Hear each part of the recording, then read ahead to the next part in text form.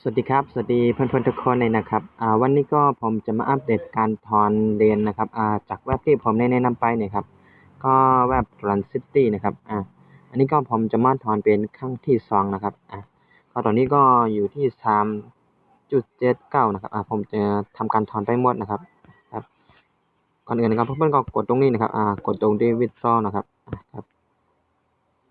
ผม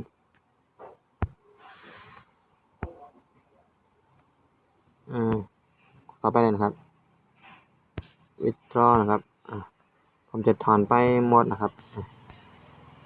มันถอนขั้นต่ำอยู่ที่สอ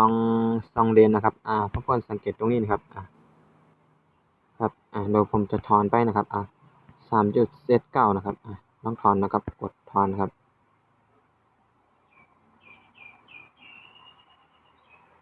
นี่นะครับผมไปดูที่ในกระเป๋านะครับมันว่ารอนะครับให้รอนะครับเดี๋ยวผมไปดูนะครับ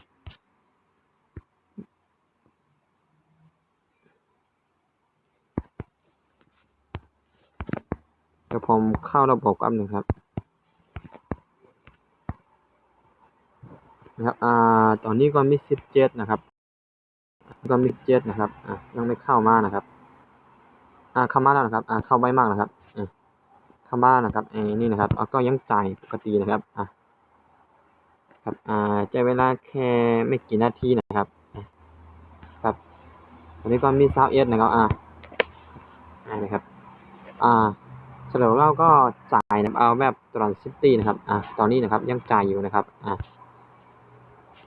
ครับวันนี้ก็เท่านี้นะครับผมก็ได้มาอัปเดตการถอนเดนการถอนคร่าวๆนะครับครับสวัสดีครับเจอกันคลิปหน้านะครับ